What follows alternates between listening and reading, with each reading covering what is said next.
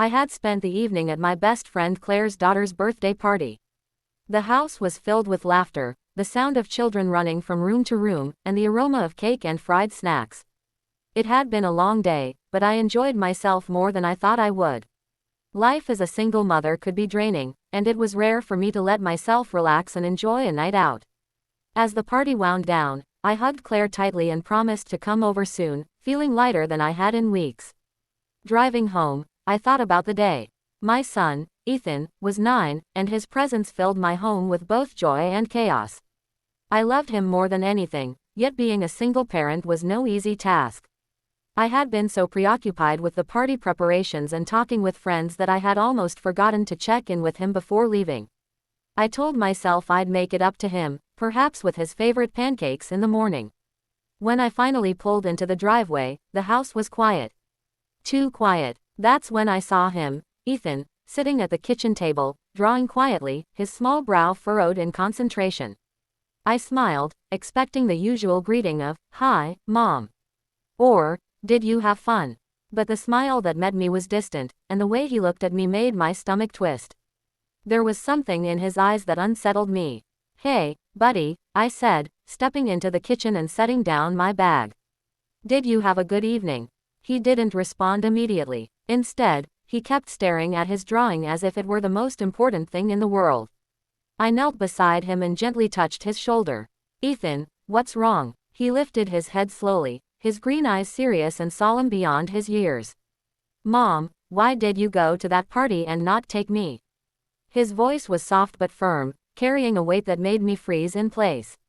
It was a simple question, but the impact hit me harder than I expected.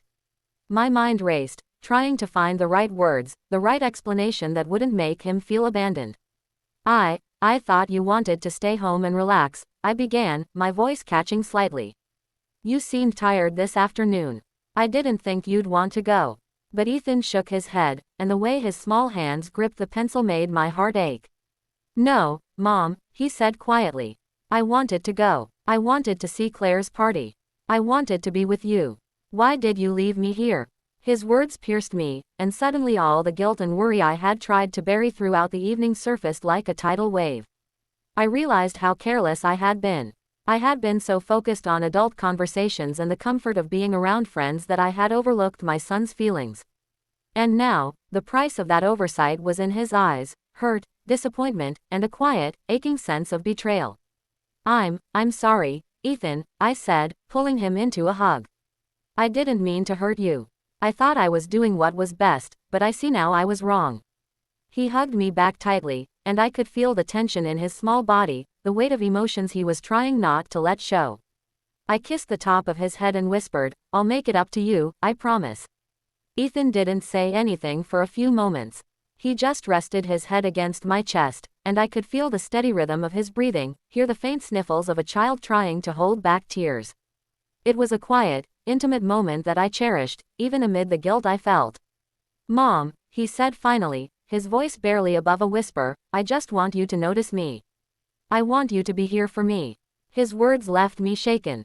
I had always known my son needed me, but hearing it so plainly, so painfully, made me realize just how easy it was to take for granted the small moments that truly mattered. The late-night talks, the shared laughter, the quiet presence at bedtime, these were the things that built the bond between us. And yet, in my pursuit of adult pleasures and brief respites, I had almost forgotten that. That night, I sat with Ethan at the kitchen table, asking him about his day, about what he would have wanted to do at the party, and what games he liked the most. We laughed together as he described the balloon animals he wished he could have had and the songs he wanted to hear. I could see his joy returning slowly, but I also knew the lesson I had learned that day would stay with me forever. Being a parent was not just about providing and protecting, it was about showing up, truly showing up, in every moment that mattered. Over the next few days, I made sure to be more present. I set aside my phone, put down work, and focused entirely on Ethan. We went to the park, baked cookies together, and even recreated a mini birthday party at home for him, complete with balloons, streamers, and his favorite chocolate cake. Watching him laugh, run around, and share stories with me made me realize how much these moments shaped his childhood, and mine as well. The memory of that night at the kitchen table stayed with me, a constant reminder that my son's words had opened my eyes to what truly mattered. One evening, as we sat reading a book together before bedtime, Ethan looked up at me with a smile. "Thanks, Mom," he said, his voice full of warmth and sincerity. "I'm glad you noticed me." My heart swelled with love and relief. That simple acknowledgement was worth more than any night out or social gathering. It reminded me that the real celebrations in life were not about parties or friends, but the small, everyday moments shared with the people who mattered most. From then on, I approached every day with more mindfulness, more intention. I noticed Ethan's small victories, celebrated his achievements, and listened with patience when he needed to talk. And in return, I saw him grow into a confident, joyful child, secure in the knowledge that his mother was there, fully present, and deeply invested in his happiness. That night, after returning from a birthday party and hearing words that shook me to my core, I learned a lesson that would stay with me forever. The heart of parenthood is not in grand gestures, but in unwavering presence and love, no matter how small the moment may seem.